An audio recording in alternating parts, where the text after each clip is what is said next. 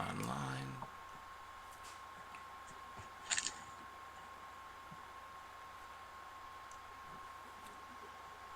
It says it is healthy. It says it is online. There we go. All right. Okay, and your video is Yeah, I've got a tablet, so for some reason my video doesn't the camera on the front doesn't ever take pictures. It's always the camera on the back of it. So but I get to see what all that you have around. I'm in my living room right now, sorting a bunch of stuff I'm going to sell on D20 Marketplace on Facebook. So time to clear out stuff from the basement. Okay. But all right. So So here we go. okay, go ahead. And welcome again to Threats from Gallifrey. I'm your host, Barefoot Tour Guide. I am here with a staple of Savage Sunday and the Buffalo gaming community, Jerry Meyer. Jerry runs a lot of great games, and welcome to the show, man. Thank you for having me. It's a lot of fun.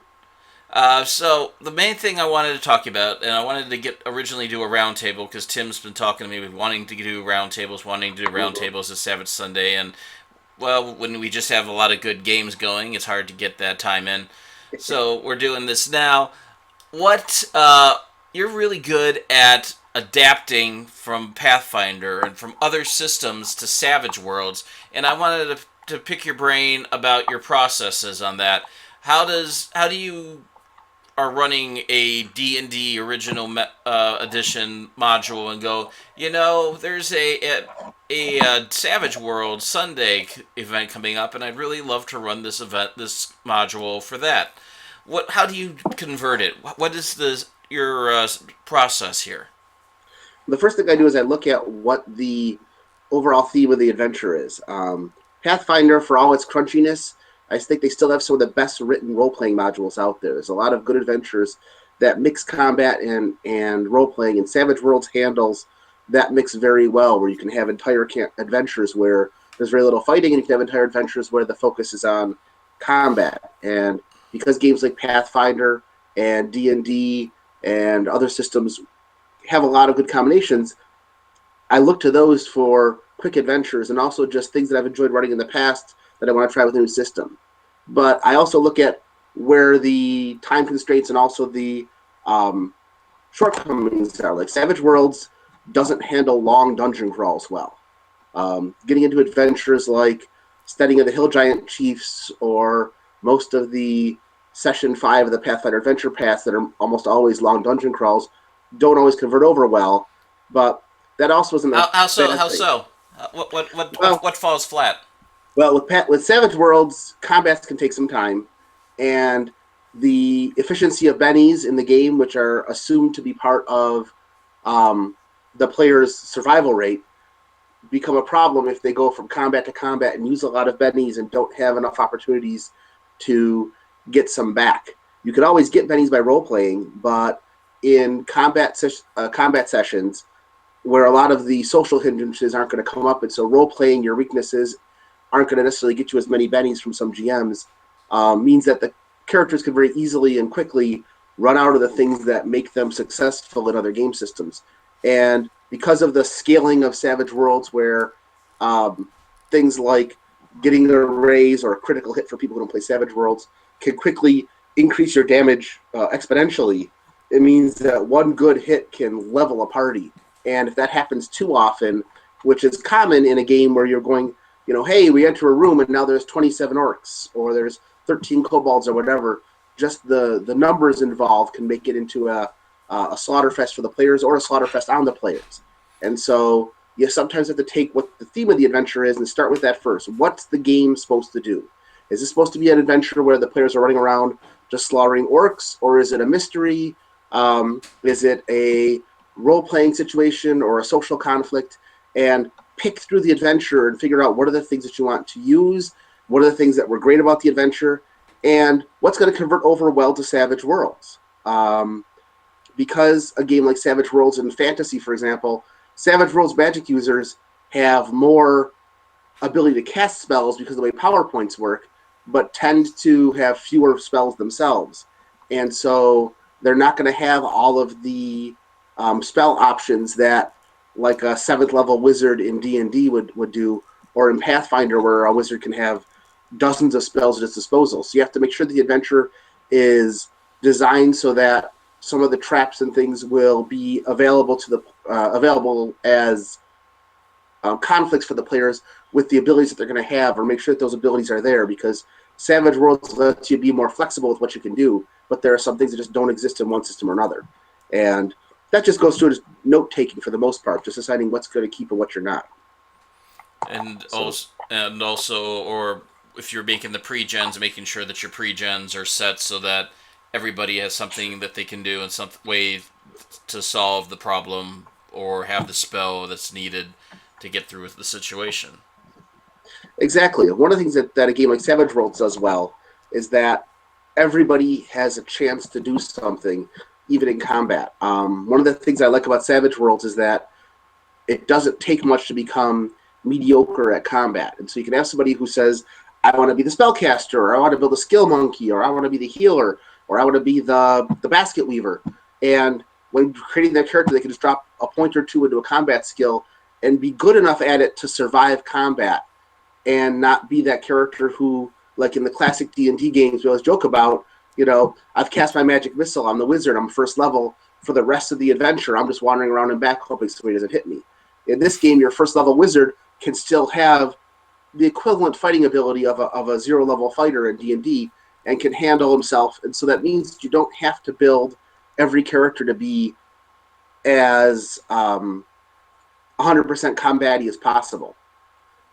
There's some game systems out there, Exalted is one of them, where if you play any of the published adventures, you've pretty much got to spend every advance you have on getting better at combat, because the game is designed for everything in the game to be as good as combat as possible. Where if you want to convert an Exalted game into Savage Worlds, you'd have to keep that in mind and design the characters properly, and make sure that the challenge levels are there, so the players that don't want to just kill everything they see have a chance to do something else. It's funny that you mentioned the 27 orcs, because one of the first time I played Savage Worlds with Tim was when I ran. Hello, Kitty. When I ran That's high. Deadlands Noir at Queen City Conquest the first time, and I used pretty much solo super threat BBEGs in there. And Tim took me aside and said the beauty of Savage Worlds is it's a system that's built so that you can just drop a bucket of monsters on the game table and say go at it. Mm-hmm. Do you find that too? Yes and no. One of the things I found is that, and you've probably said this yourself, is that because of the nature of the game, a single BBEG is going to lose almost every time to a party, just because there's not as many chances for multiple actions, range attacks. You really have to make sure that if you're going to have your BBEG be the only thing, you've got to have something else that's going to help them out. But buckets of monsters, I've only done huge battles a couple times, and in those, because of the ability of raises, the party gets mopped up pretty quickly if you put too many orcs on the table, if they're not high enough up there, advanced enough in rank. I've never actually run an adventure with heroic or legendary level ranked characters. I've only done novice and seasoned. Mm-hmm. I've played one where we had a legendary player in the game, and that was Shine Tower, which is an entirely different animal when it comes to the power level of characters to begin with. But I've seen at lower levels that if you have medium level monsters against medium level characters, like they often do in the published adventures, it can become a bit of an issue. I guess I need to step back a second. It's how you design the adventure, because one of the things that I look at when I look at things like Pathfinder or D&D 3rd Edition is when you're looking at the adventures that they have, the monsters always seem to scale with the party. You're now a 10th level fighter, which means, hey, cool, I can finally handle 100 orcs. And the first time you encounter a pack of orcs, they're all 7th level. They've all got 7 levels of warrior class on them or something. So they advance with you. And if you convert them straight like that, then there can be more of a challenge for the party. But if you have a group of heroes that are, first of all, good at playing together, because Savage Worlds works best when the team works as a team, then lesser creatures are less of a problem. This past weekend, we did an Accursed adventure, and one of the characters, while they were all just novice players, one of them was kind of maxed out for how difficult he was to kill. And against the typical crunchy creatures, which would be the equivalent of like wolves or feral dogs, even 3 or 4 on 1, he could easily take the damage from them and hold them off while the rest of the party ran around doing their thing. And that's the other thing that makes a difference with, well, any game system really, but Savage Worlds especially, is making sure, as you said, with the pre-generated characters, that everybody has a role in adapting the game to fit that way. If nobody in the party has notice skill, which at a couple conventions I've played at, we've had pre-generated characters where nobody in the party had notice skill. And the GM didn't take that into account when they were running the event, when they were designing the adventure, and there were lots of places where people were looking for things, and the players themselves were, and when nobody has a core skill like notice or perception or something like that, it becomes an issue. They're going to miss a lot of clues. They're going to be wandering around, and that's the other thing when converting adventures over, especially the adventures that have or stealth or heal, stealther, or even more importantly, some of the adventures that have sort of a mystery element to them, is making sure that there are multiple outlets for the players to find things. There's nothing worse than trying to run a murder mystery adventure where the players have no clue how to solve the murder mystery. And especially if you're trying to convert something for a group of players you don't know, like a convention or a Savage Sunday where you might get any group, you might not have a group of players who have that skill set. I'm actually not very good at solving murder mysteries myself as a player. Some players are very good at it. But if you take an adventure like one of those I want to run for Pathfinder is Hangman's Noose, which is kind of a murder mystery adventure set in a haunted courthouse. If the players aren't good at following clues, you've got to find other ways to put them in there. And that's good for converting any game system over, is looking at where the strengths and weaknesses are of the adventure. Sometimes we're converting adventures because they were fun to play. Sometimes you're converting them because they'd work really well in this game system or they fit the feel. And sometimes it's just that you liked them, but you thought there could be some room for improvement. You modify them. I think we all do that. Mm-hmm. So I guess to be specific on things, I start by looking at what's the theme of the adventure. What do I want to do with the adventure? What's the feel that I want to get and I want the players to have? And I like to follow that up with then seeing what the power level is and where I need to trim things down for time, because most of the time we're converting things. Lately, we've been converting them for either Savage Sundays or conventions where we got 4 to 6 hours to play an entire scenario. And that's really something you need to look at, is how much time you want to spend playing the game and where there are encounters that are just unnecessary. Because sometimes they're stuck in there, especially in games that are very experience point or gold piece oriented. They're in there just to fulfill that. Well, by level 2, you need to have this many experience points, this many gold pieces. So we're going to stick in an encounter here, and here's, 3 dire flumps and a pile of silver pieces. You don't necessarily need that in there. Or you might, depending on your party members. And that's something to look at. The other thing I like to look at when I convert a game over is also just how much of the adventure is tied into the campaign background. To go back to Pathfinder, the adventure paths are often really well written, but some of the adventure paths rely really strongly on the fact that you've got to have characters who are invested in that particular campaign story arc. And some players don't like to do that, and sometimes you need to give enough information to the players just to run with it. And that sometimes you have to change things. They make a very good adventure called Trial of the Beast. That is a combination courtroom drama, investigation, high adventure combat scenario that is tied in really strongly to the campaign it's in, which is The Whispering Tyrant. But you can take that whole adventure out. It's long. It couldn't be done as a Savage Sundays. But you take that adventure out. We've run it in several different campaign systems just by changing why the players get involved. And that's, I think, the other thing to look at is, the old adventures were pretty much motivated on kind of, well, we're murder hobos. We're going out there because there's a cave that exists. There's monsters in there that can be killed, and there's money we can get. Once in a while, there's a unnamed king who hires you, but looking at the classics like White Plume Mountain or Tomb of Horrors or Lost Caverns of Sochcanth, it's really kind of we're looking for really high level artifacts and stuff. And that doesn't always play well in certain game systems that don't require those kinds of rewards.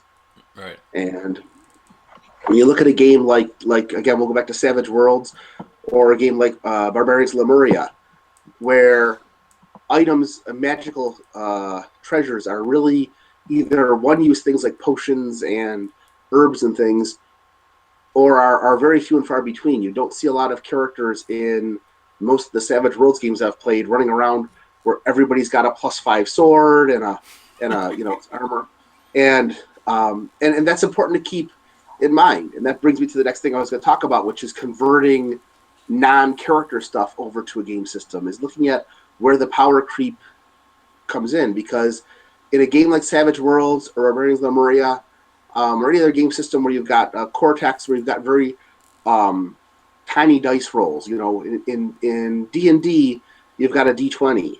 In a game like Rollmaster, you're talking about percentage dice, and so you've got a much larger spread. In a game like Savage Worlds, where your chance to hit is going to be, at most 1 to 12, and a game like Barbarians Lemuria, where it's going to be like 1 to 12, or Cortex, where it might be 2 to 24. A +1 or a +2 has a huge difference that it does in a game like D20. We talked a little bit about this in another roundtable we didn't record, which was the fact that in a game like Savage Worlds, where the average character's ability to hit is going to be a D6 or a D8, a +1 is almost better than an increase in the die size, because it's going to increase your total almost every time. And a +2 is just like the gods kissing you on the forehead. It's really, really nice. Gotta love that wild attack. Yep. As long as you're not getting attacked back.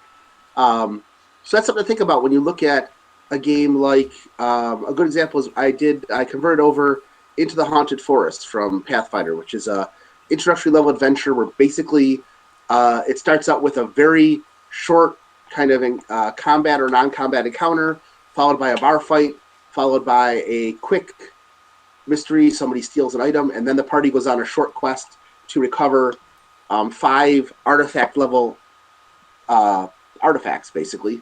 But they're not that powerful. One is a vial that lets you once a day convert anything you put into it into pure water. One's a breastplate that glows on command, and so on. And those were good low-level kind of, hey, they're flavorful stuff, but they're not going to be super powerful items. And that's the kind of thing that I think when you're converting over to a game system that doesn't rely heavily on magic items, to remember is that every magic item needs to be unique. It needs to have a name and a story behind it, and it needs to have some flavor. And sometimes the flavor is more important than the ability of it, because you get the right players who are more interested in their character's background, and they're less interested in the +5 helm of protection than they are in the, turban that turns out to be a living piece of ribbon that can talk to them in their sleep and watch over them while they're eating, kind of thing. It's not going to have much of a game effect, but the player's going to love that more than, hey, I've got this generic item. And I think that's the thing when you're converting over from a magic item heavy game system into a magic item light game system, is to make the magic items more colorful, and they're more valuable to players. They're not going to get as many of them, but when they get them, they're going to love having them. It's going to make a difference to them in what they are. And there's lots of ways to go through other game systems and look at things and read popular fantasy literature and see what was it about the magic items you remember from the books and movies that you've seen that made them more interesting than just, hey, this sword bursts on flame. So that sort of thing. Do you use the fantasy companion to help you with these conversions and to choose items, or do you go with the original material and think things through on your own? A little bit of both. I don't use the fantasy companion all that much. It's probably out of all the companions, it's the companion that I find is I'm going to say less useful, but there's not as much good stuff in there as the horror companion or sci-fi companion. And so I don't use it as often. When I'm converting magic items, I tend to just, again, I go back to theme and flavor, which is kind of my go-to, which is, what were they intending this item to be? Was it just, hey, this guy's got a magic sword. Because if you're trying to convert a character from like Pathfinder or D&D over, chances are he's got that magic sword as a bad guy to give him an ability that lets him be on par with the heroes. There's no reason that this Frost Giant number 4 has a +6 axe or it's high, +3 axe, except to just give him a couple more points to make him tough enough to take on the party because of the way those game systems design everything in points. A game like Pathfinder, if you want him to be that tough, just give him an extra die size increase. It doesn't have to be a magic item all the time. And that's the thing to look at is instead of using the fantasy companion and trying to see can I convert every item over, is just why is this magic item in the adventure? And if it's just there for numerical reasons, find another reason to do that because the players are good at coming up with that stuff.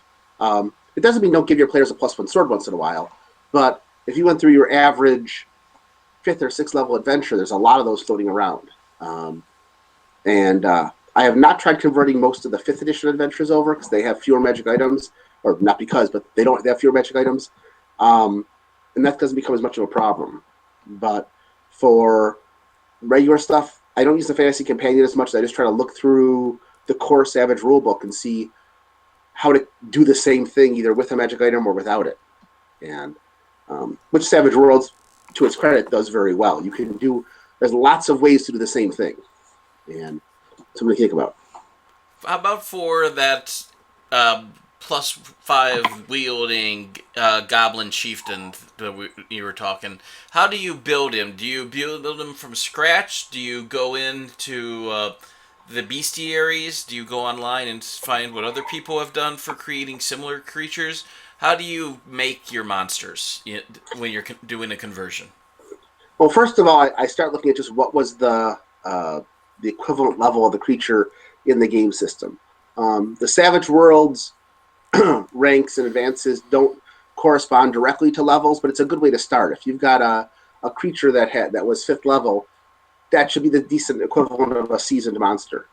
But then I just go back and look at where the numbers start for the stats. So if this guy was really intelligent, give him a higher die. It's not as precise as saying, okay, a 16 intelligence should be this. Again, I go back and look at why was he given this intelligence? Was he given this intelligence because in some game systems you have to build everything on a scale and it fits? Or was he given this intelligence because he's a planner and a tactician, in which case I give him the skills that he needs in the feats and abilities. And then I go back to the Savage Worlds books. I like the bestiaries. I really like the cast of cards. If you've seen those on Drive-Thru RPG.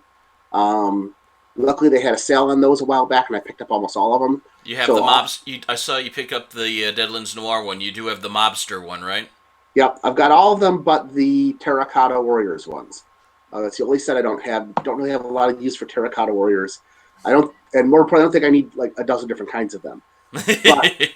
But again, there's a lot of good stuff in there. When I was doing Accursed, one of the things I did when I was trying to just come up with pre-gens is I looked at the Accursed pre-generated characters. There's 5 of them in that set that gives you an idea of different ones that have a story behind them. And that is, like you said, where you look online, look at the pre-gens, look at what's done in the plot points of every campaign world, because they tend to build creatures for that don't necessarily follow a set pattern. One of the nice things about Savage Worlds is you don't have to have every single number figured out for every single creature. You can just say, okay, they're going to have, a D8 in smarts, a D10 in strength. They're going to have D8 in other combat skills, D6 in other non-combat skills, and D4 in these 3 things, and just go with it. If you need something, this monster is only going to be on the table for 25 minutes. I don't need to have I don't need to know what his, 15th different skill set is. If it's important for him to have that skill, you use it. If it fits the story, use it. Now, that's my particular GMing style, which is I like to go for what fits the story in front of the table over making sure that every single point is accounted for on that monster sheet. I think what Tim and Mike like to call the rule of cool. If it fits and it fits the theme and the mod, then you deal with it. If you forgot to give a monster, notice D4, you give it to him. You don't give him notice D10 if he doesn't have it, but you make it fit. But you can do that, and it makes it easier to convert over especially an adventure with lots of different kinds of creatures. You try to get them set up ahead of time, um, and you really want to look for, if it's a big bad monster, you want to look and find out what are the abilities that help them survive a combat. Because if it's one creature versus 6 or 7, it's almost always win unless you've got toughness through the wazoo. Right. Um, and that's the next thing to look at is just how high of toughness do you want to deal with. We recently played a Deadlands adventure where the creature we were fighting had a toughness of like 24. It's really hard to get to do 24 points of damage in one shot with anything your average Deadlands character is going to be running around with at seasoned. It can be done, but it takes a lot. And the fact that he was surrounded by, what was it? Well, you were there. We were surrounded by, what was it? 25, 26 zombies. Yeah. Made it a really good, challenging, scary combat. And while there were hordes of monsters on the table, And what saved us? they disappeared quickly too. Yes, but that was mostly because they were moving slowly. Yeah. If they'd been moving quickly, we would have had a harder time with that. And that was good. And that was the GM, Tim, did a good job of setting up a scenario where he got the feel of the encounter, which was kind of an "oh no, we're going to die" combined with a creepy factor, and also made us rethink how we do our things, because we kind of started out everybody doing their own thing, kind of the way we do it in a lot of the fights, which is, okay, you're good at this, you're good at this, you're good at this, you're good at this, and very quickly that didn't work. And so that made we circled our wagons. Yep, and that worked. And that's what you got to think about when you have an adventure, is make sure the players have a chance to make their mistakes and move on. It's something to diverge just for a second. There's a guy who does, I don't know the gentleman's name offhand, who does kind of cartoony rewrites or illustrations of all the classic D&D modules. And he always starts out with a group of heroes, and almost none of them make it to the end of the adventure. And so he does like White Plume Mountain and Study of the Hill Giant Chief. And throughout the adventure, the characters die off. And what you realize as somebody who's run and played those adventures, that while it's really funny to read, if you played with a GM who actually ran the game that way, you'd be really upset with him, because it's obvious that he's being, I don't know what kind of a language barrier, being kind of a dick. Yeah. Character falls down a well into a pit of spikes and then is attacked by a bunch of ravenous manticores, whatever. You want to give your players a chance to make those mistakes, because it's their story too. And when you're converting a game over, you want to also look at that in, how can I make this adventure about the players? I think every adventure should always be that the players or the characters are the most important people in that story. They don't have to be the most important people in the world, but the story should always be about them and what they're doing, and make sure that you don't take that away from them. Give them options to make their own choices, and especially with some of the older modules, making sure that you don't end up making too much of a railroad adventure. I mean, you kind of have to with some adventures, but you don't want to ever have an adventure where the players have no choices. When you're doing like a Savage Sunday or a convention game, how loose what's a good guideline for doing that with railroading versus having multiple choices available, especially when you're playing with time as an issue? Well, the first thing is, I think if you're gonna run a convention game that's just going to be a one shot, is you can do that a lot with the pre-generated characters, making sure that they all have abilities. One of the things I've learned is that in a game like Savage Worlds, I make sure that every pre-generated character has loyal as a hindrance, to keep players from using this as an excuse to kind of run around and derail the adventure by going off and doing too many of their own things.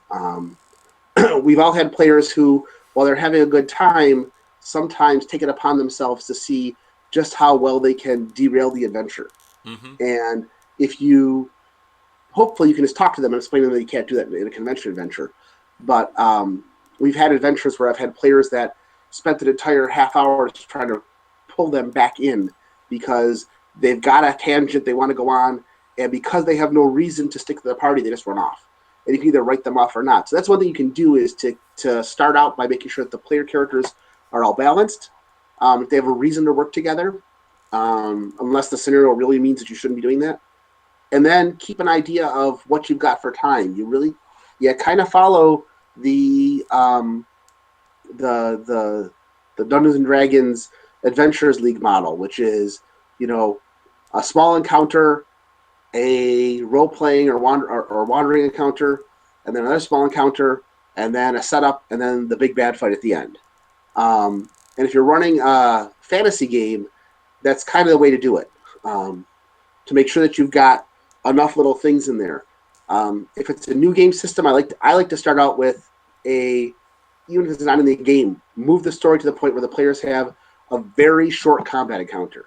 Because if you're trying to teach new players to play the game, you get them into something, an encounter that they should have no trouble beating, but give them a chance to uh, flex their wings a little bit and see what they can do. Mm-hmm. And it kind of also gets them away from the I'm a 10th level fighter. I want to see what I can kill. You give them a chance to do that, and then they can focus on the adventure. But yeah, keep it to 4 or 5 small encounters, um, and be mindful of the fact that any place you have a role playing encounter, you want to give them enough time to role play, because that can often take longer than combat.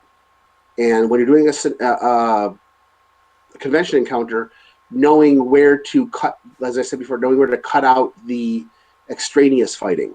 Um, Savage Worlds has a lot of good one shots and one sheets that work very well for showing that. There's one in Lankmar about trying to steal something off of a treasure barge. That really there's only maybe one combat in the entire adventure, but it's paced well so that there's 3 or 4 little encounters, and that's the thing to do is break up your role play encounters into small vignettes that the players can kind of see a start to an end to make sure they understand that this encounter is over. It's time to move on to the next one. Otherwise, you get people that just constantly wander around looking for the MacGuffin if it's not there, um, and that's important. I know that you've done a really good job of kind of keeping pacing together on the adventures that we've done at conventions, and you don't want to get bogged down. Look at if you're looking at your typical like published old school published D&D adventure. I wouldn't try running any of those at a convention. You couldn't No. run White Plume Mountain or any of those. But if you look at some of those things like the Pathfinder games that have come out, and of course a bunch of the D&D Encounters adventures, they're set up so that you can run them in convention timelines. And look at how they're paced. They tend to be, 8 to 10 pages long at most.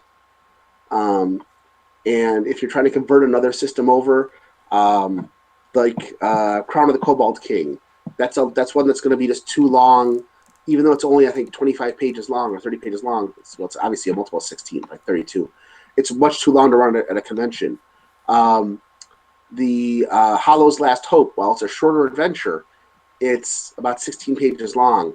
You need to cut about half of that adventure out to run it in a convention setting because it basically involves the players wandering the woods looking for stuff. But there's lots of room for role playing.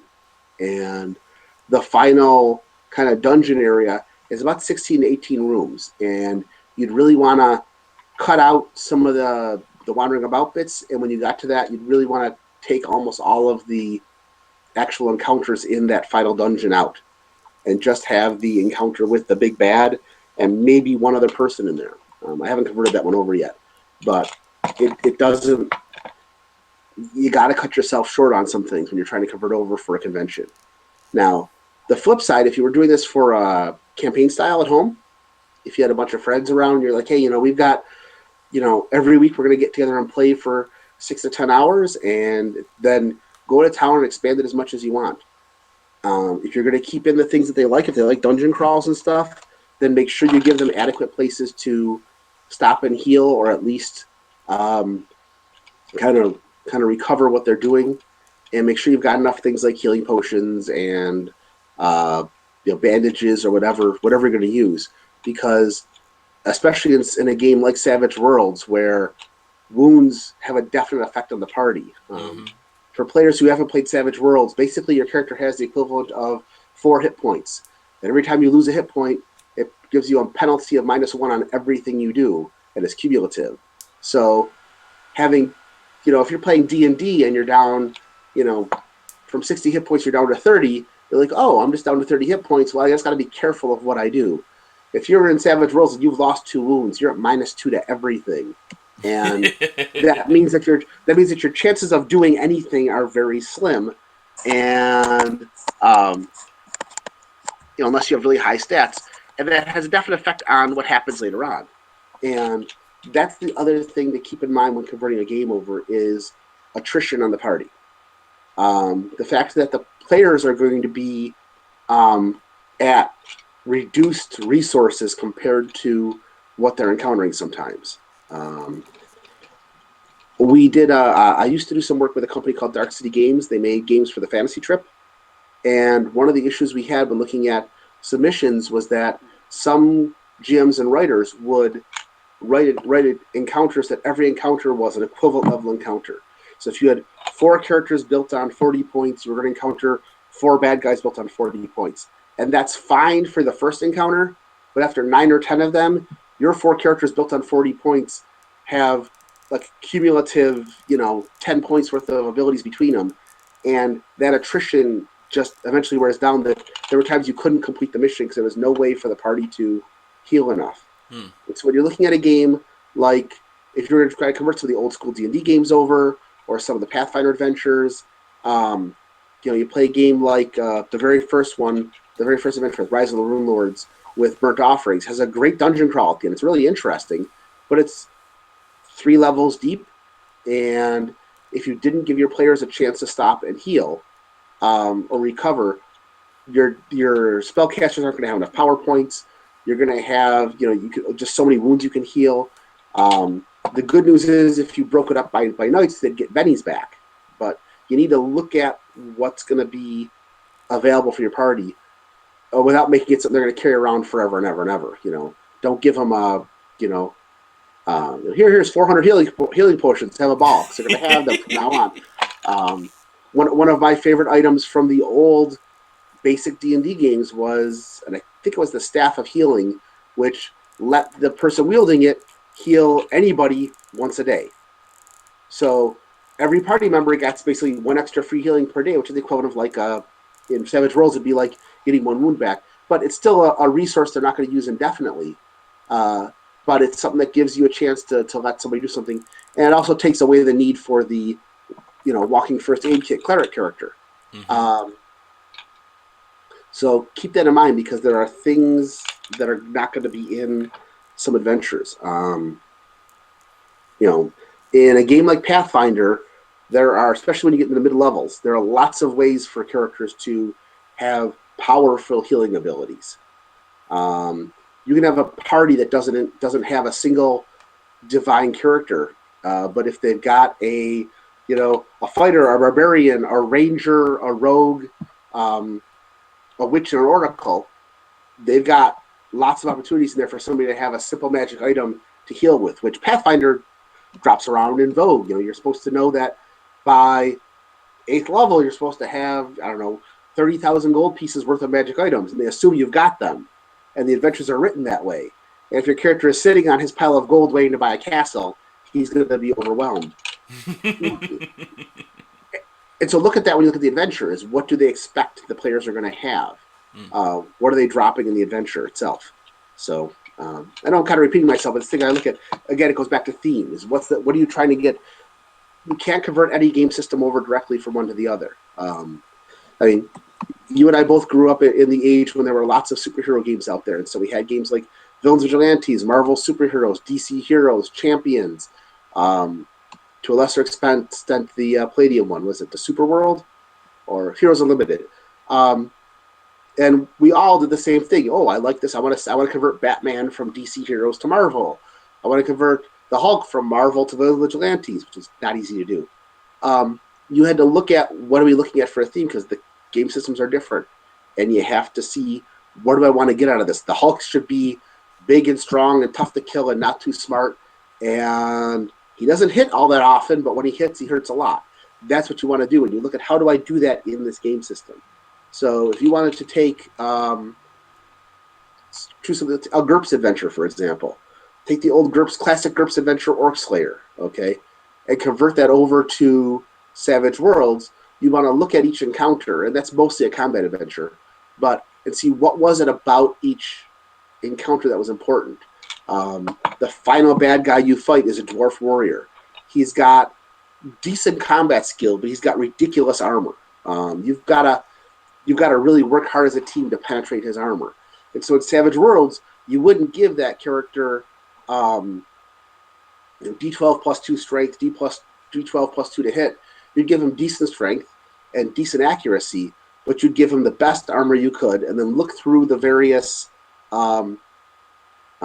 edges and give him all the edges you possibly could to give him the best toughness possible. Give him tough and very tough and hard to kill and all the things that make him tough to take down. And that's really what you want to look at for conversion.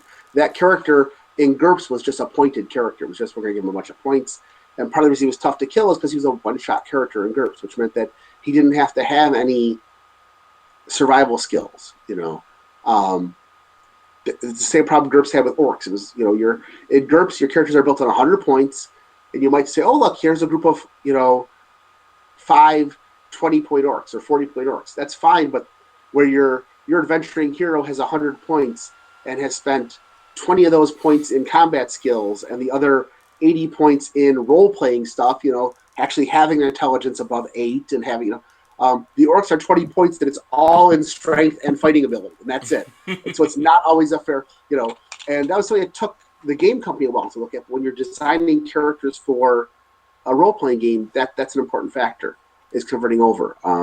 There's a game out there called Inomine, which is about angels fighting demons, and part of the problem Inomine had was that your character started out with, 300 experience points, but out of those 300 experience points, 150 of it was, longevity and a bunch of stuff that's all role-playing stuff that never comes into effect. It's okay, my character doesn't age. Well, we're only playing this game for 6 weeks. That's not going to come into factor. But a third of my character points are in the ability that my character doesn't age. And so the GM throws at you a 300-point monster, and he's got those extra 100 points in, giant teeth and claws. Your character, and this happens. And the reason that happened was that Inomine was not a GURPS game originally. It was a different game system. And when they converted over into GURPS, at least it wasn't initially, I don't believe, but we had a GM who talked about this. He was having a tough time converting anything over and making things challenging because there was when you looked at the players, their points were high, but they weren't actually all that powerful for their point value. And if you took a 300-point angel and put them up against a 100-point human with a pistol, Mr. Pistol was going to win every time because there were so many things you had to do in that 300 points for the angel that didn't make them effective in combat or effective in role-playing either, for that matter. So when you can to look at something like Savage Worlds, go back to that and look at what is it about what I'm converting over that makes them what they are. What's their role in that adventure? If they're the big bad, are they supposed to be all combat? Are they supposed to be magical? Are they supposed to be just kind of a tactician? Not every big bad has to be great at combat. Sometimes they're just really good thinkers and planners, and when the players go up against them, it's going to be a one shot. Yeah, it's going to be a one shot and they're down. Let's face it. If you put Clint Eastwood up against Hitler, Hitler's probably not going to survive that if it's just a straight one-on-one combat. So I would love to see that fight, however. Especially if you gave Clint Eastwood the orangutan. But that's exactly it. One of the toughest things that I've to do conversion-wise, though, is converting over character archetypes.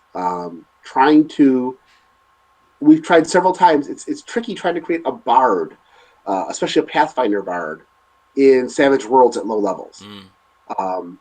Because a bard in Pathfinder is a combination of thiefy skills and combat and magic and a lot of character enhancement abilities that you can do in Savage Worlds. If you did them properly, the bard would have 6 or 7 advances.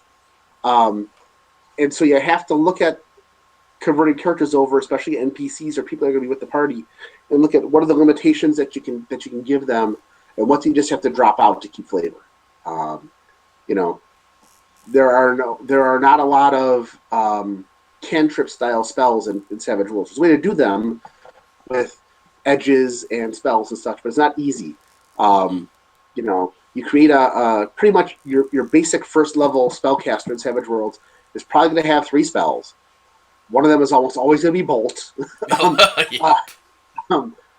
but not always. And they're not going to have a lot of cantrip stuff. So you have to either look at adding in a thematic element. Something somebody suggested to me is simply let a spellcaster simulate other skills as a spell, but let them spend a PowerPoint per die size up to their spellcasting level. So if they want to have, gee, we need tracking, I'm going to cast tracking spell. Well, I want to have tracking at D6. It's going to cost me 2 PowerPoints. I cast it, and little glowing footprints appear. That Hmm. was somebody else's idea. Um, Cool idea. well, it's a good idea, but again, you got to be careful because you don't want them doing that and taking away somebody else's role in the party. Right. But there are spells like that in D&D that come up all the time that the casters cast, and they don't exist in Savage Worlds yet. So um, that's conversion, basically. Just figure out what you want to use. So So um, is there a difference in for people coming sitting down to play Pathfinder yeah, versus people sitting down to play Savage Worlds? Is there a difference in the experience, and as you as a GM, a difference in the experience that you have to provide beyond conversion? yeah. Um, Especially depending on what they're coming from. As similar as Pathfinder and D&D are, they're very there's slight tweaks on what you can do and can't do. And Pathfinder characters tend to be a lot more number crunchy, but also tend to be a little bit more superheroic, where the new D&D 5th edition characters tend to be a little bit more flexible, um, but also tend to be a little bit more game mechanic-y. There's fewer numbers, but what they can do seems to be more of a mechanic a lot of times than an actual ability. If those people sit down to play Savage Worlds, they're going to be kind of a blend of the two. They're going to have more ability to do stuff like you can in D&D 5th edition, where anybody can take any skill, and it doesn't take much to be mediocre at something. A Pathfinder player coming down is going to be used to being able to have that one thing they can do, and they can do it really, really, really well. Mm-hmm. And you may have to make some changes. Generally, when I'm trying to convert a Pathfinder adventure over, unless it's all role playing, I tend to get everybody one advance. I start them out as a novice character with one extra edge, because that'll simulate what they would see in Pathfinder, where they're going to have, there's a lot of Savage Worlds abilities and edges that really you're not going to get till your second or third advance, or your first or second advance. You're going to build this character with the idea of I'm taking this edge, which is cool because I want this edge next. Mm. And if you give them that second edge at beginning level, then you can always just give everybody a free edge, but it's easier just to give them an advance. Then they become on par with a typical Pathfinder character. Extra power points or one extra spell, or giving them ambidextrous and two-weapon fighting, and a decent agility, or giving the rogue thief ability and maybe assassin ability or something else. What the character is built for, especially when you get in the characters that are uh, kind of the D&D equivalent of Gestalt characters, the rangers, the monks, the druids, the bards, who, if they're used to playing a ranger in Pathfinder, they're kind of expecting to have combat ability and really good shooting ability and tracking, and that they're more well-rounded characters. Um, Druids expect to be able to wild shape very soon, and so on, and be able to do stuff. And it's sometimes they get disappointed with I can wild shape. I can wild shape into a cat or a bird, but I want to have claws and talons and all that. Well, that's a different set of abilities. Um, so that's the different thing you look at is creating the character that's going to fit the feel of the playing group. For Pathfinder, it's definitely they're kind of ability based. In D&D 5th edition, those adventures are kind of designed along the fact you can drop any group of characters into them, Right. and uh, you know, and they can fail or succeed as it goes. It's one of the weaknesses I think of some of the D&D encounters adventures is because they're so broad. Um, they don't always have room to focus on characters' abilities that are going to be specific to that character type, which is something that you would do if you had pre-generated characters, obviously. Um, D&D encounters, for the most part, especially season 1 and this season, are have a lot more role-playing potential and have that opening where you're not going to need necessarily to have a lot of combat monsters in the party. Pathfinder adventures assume that you're going to have at least one. Um, you're going to have at least one decent combatant in the party, somebody who's focused almost entirely on hitting hard, hitting often, and if you build that character in Savage Worlds, they're not going to be as good at everything else. Um, so uh, that's something to keep in mind. How about for other elements of Savage Worlds, such as dramatic tasks and interludes? Are there So ways that you have found that you have you used those to simulate things from Pathfinder or other games? I haven't had a chance to use the interludes all that much. The dramatic tasks with the social challenges and chases, I think Savage Worlds actually does that better than the other game systems. So they're easier to work in because we haven't run any. I haven't run any Savage Worlds games that have been anything but short, 4 to 6 hour games that were one shots. So we haven't had a chance to do the interludes as much. Um, but you could use those easily to simulate something from Pathfinder as far as the role playing part. But that's going to depend a little bit on your players. Most games where that's going to be important, the players are going to want to play out a lot of that. They're going to want to play out the interaction or the seduction or the clue finding along the way. Um, we have had games where, like Mike Sprague converted Dawn of the Scarlet Sun, I think it's called, for Pathfinder. It was their free RPGA game a couple years ago, and there's a very short chase in the adventure that really shouldn't be a chase, but in Savage Worlds it became a chase, and it became the highlight of the adventure, where we had people running across rooftops trying to leap onto the legs of a flying gargoyle, um, which Benny's helped us succeed with. But that worked well, and it became what was a minor thing in the scenario itself, as written, became kind of the high point of the actual adventure. And that's the thing that you look at when you're converting adventure over is that some game systems handle things better than others. Savage Worlds handles chases quickly, but they're a lot of fun, and the players get to do things with them. The new heist mechanic out of I know it's in something else, but it's in Lankmar, where the players plan ahead of time and make some kind of planning rolls, and when they're done, they have bonuses they can then add during whatever little caper they're about to perform. Mm-hmm. That gives them that ability to add oh yes, remember we packed an extra rope, that kind of thing. Spend one of our heist points to remember that we should have packed a rope with us. That can be used in any scenario to handle those kind of situations where the players are doing something, especially in one where the players start out doing one thing and then end up, because of the scenario, doing something else. Into the Haunted Forest, where they're going to an inn on the way to go somewhere else, and when they arrive at the inn, they get roped into going on an adventure that they probably haven't planned for. And giving them a chance to do, I'm going to buy this or that. Later on, hey, would I ever remember to buy this? You can either just hand wave it, yes, but give the players that option to do that. That's one of the things that you're going to see. You asked about the difference between Pathfinder and Savage Worlds. Pathfinder and D&D, especially Pathfinder, there are pages and pages and pages of gear and equipment and stuff. Oh Savage yes. Worlds, you don't have that. Your characters have, generally most of your characters have little bitty piddling items in their weapons, and that's it. And we kind of hand wave everything else, or say the players can have that kind of stuff. Um, you Unless don't you're want to get unless you're doing Hell on Earth, in which case every item becomes crucial to you.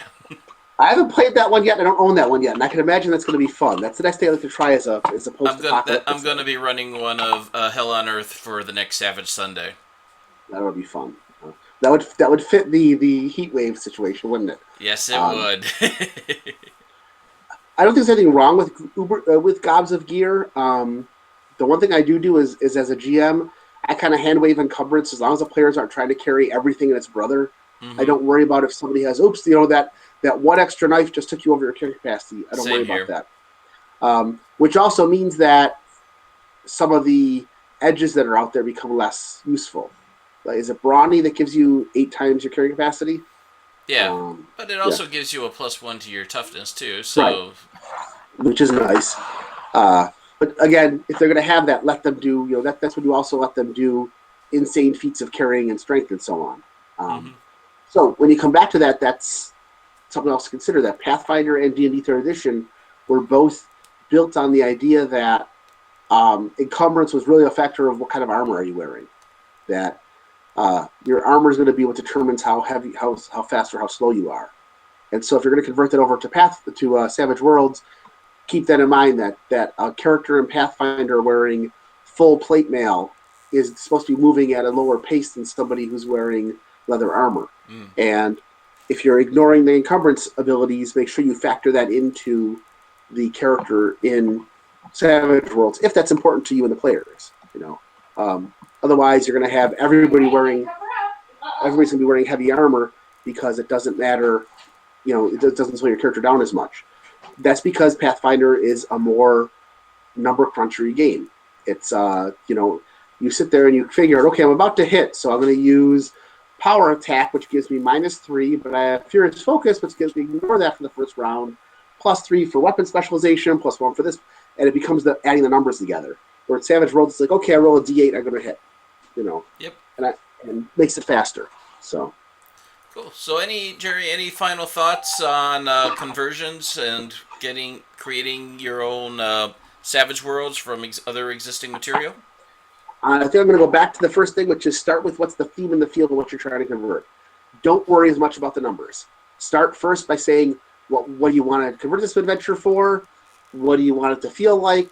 How does it fit into the field Savage Worlds? And then from there, just fit everything else into that mold. That's really the thing I think you start with. Is don't worry so much about making sure that every single number lines up. Make sure that it's just gonna fit what you want to have happen, and make sure it's gonna be fun for the players. Don't overwhelm them, but don't underwhelm them either. That's really it. Excellent. Well, thank you, All right. Jerry, for Thank joining you. us. All right. Well, thank you very much. Look forward to see you guys at next Savage Sundays. Yep. See you then, and I see you at Cthulhu. Yeah. When is that next coming up? Third Saturday, so the Ooh, 18th. sounds good. I'll be there. See Excellent. you there. Thank See you. you there. Yep. Bye bye.